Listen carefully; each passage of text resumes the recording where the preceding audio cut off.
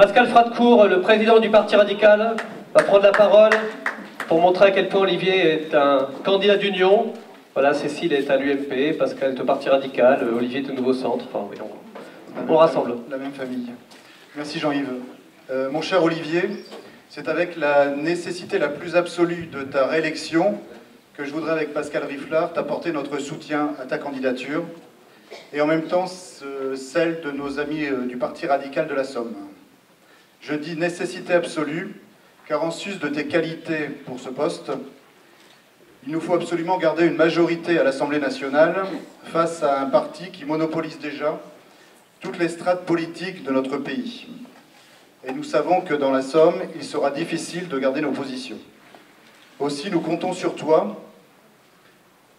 Et au-delà de cette élection, il nous faudra reconstruire une France libérée de la démagogie des socialistes et de leurs alliés. Et nos responsables devront cesser de se bousculer pour des places ou pour leurs boutiques.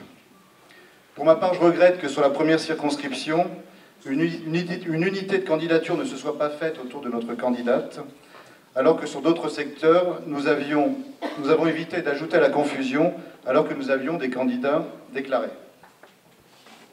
Seuls des républicains du centre et respectueux des uns et des autres, en unissant leurs efforts, réussiront à reprendre la main sur nos mairies, conseils généraux et autres.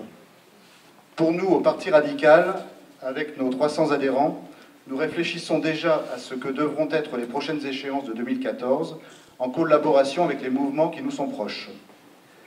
Ce sera alors le début d'une reconquête. Mais en attendant, mon cher Olivier, bonne victoire pour toi, mais également pour nous.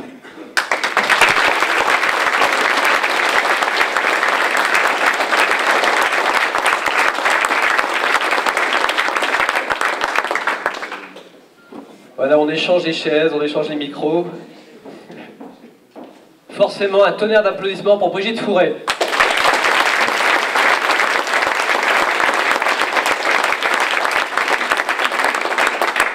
Merci Jean-Yves, bonsoir à toutes et à tous. Le 6 mai dernier, François Hollande est devenu, par l'élection des Français au suffrage universel direct, le 7e président de la 5e République française. Depuis, nous assistons au premier pas d'un quinquennat hésitant, tiraillé entre ses promesses de changement et la dure loi de la réalité.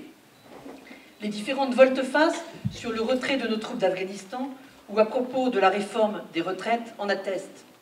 Ainsi, le changement, ce n'est pas vraiment pour maintenant. Je dirais plutôt, les difficultés commencent. À mon sens, l'histoire reconnaîtra les bienfaits de la présidence de Nicolas Sarkozy, qui restera toutefois l'une des plus courtes de la Ve République. Je pense notamment à la réforme des retraites ou à la très bonne présidence française du Conseil de l'Union européenne qu'il a menée en 2008. J'étais aux premières loges en tant que députée européenne à l'époque. Durant cette campagne, je m'étais engagée auprès d'Hervé Morin et je regrette qu'on l'ait empêché de se présenter jusqu'au bout, mais tout au long de sa courte présence dans la course, Hervé Morin aura tenu des propos clairs qui ne cachaient pas la gravité de la situation économique dans laquelle nous sommes, ainsi qu'un langage de vérité, loin des propos démagogiques de certains. Et il aura formulé des propositions concrètes sur l'éducation, avec l'aménagement du temps scolaire, sur le temps de travail ou encore sur l'Europe. Mais aussi et surtout, il nous aura donné des perspectives pleines d'espérance. À son retrait, j'ai voté pour François Bayrou au premier tour, car il était le seul candidat centriste en lice pour l'Élysée. J'ai regretté son score beaucoup trop bas, et j'ai encore davantage regretté son appel à se reporter sur le candidat socialiste au second tour. C'est pourquoi, au second tour, bien sûr, j'ai fait le choix de Nicolas Sarkozy afin de contribuer à faire émerger une France forte.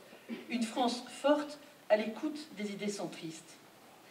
À présent, il s'agit de nous unir à l'occasion des élections législatives. Le score de François Hollande n'a pas constitué la vague insubmersible que l'on attendait.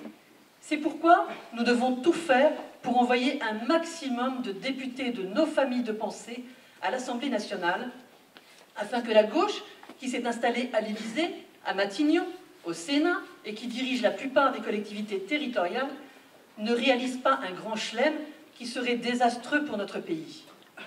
C'est pourquoi nous devons nous rassembler dans nos circonscriptions autour des candidatures de l'opposition. et bien entendu autour d'Olivier Jardet, que je remercie pour son invitation de ce soir.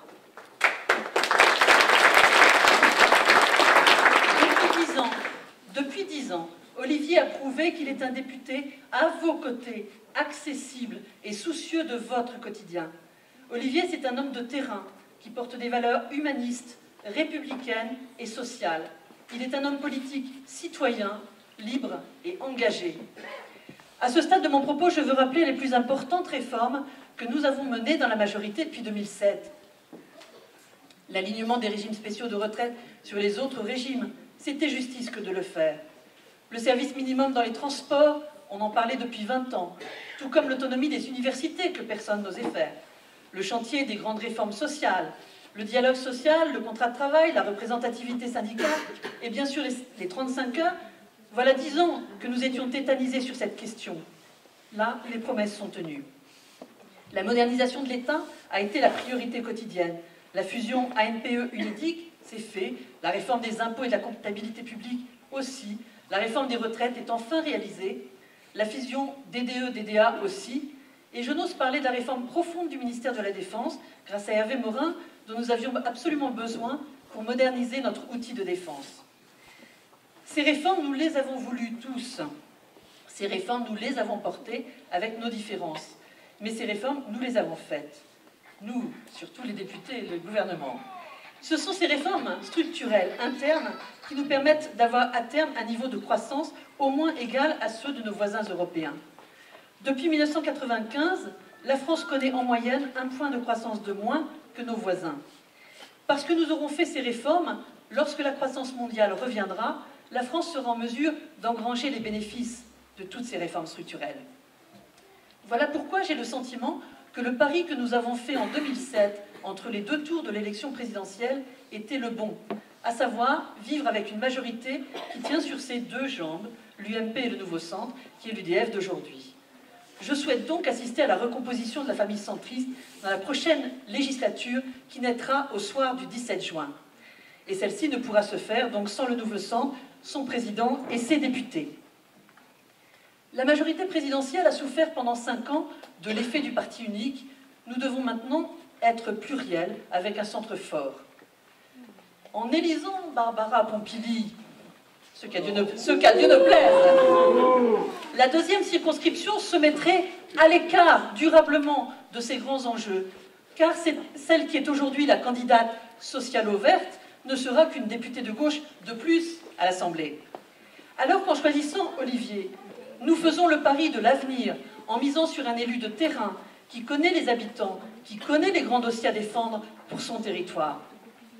Cette expérience, ce savoir-faire d'Olivier Jardet, député, qui s'est déclaré très tôt pour le mandat unique, contrairement à d'autres qui agitent ce drapeau juste en période électorale pour gagner des voix. Eh bien oui, cette expérience et ce savoir-faire auront une valeur immense dans le but d'épauler ceux qui auront la charge de faire basculer notre ville lors des élections municipales de 2014. Olivier, tu es le meilleur et nous avons besoin de toi. C'est pour toi. Les pistes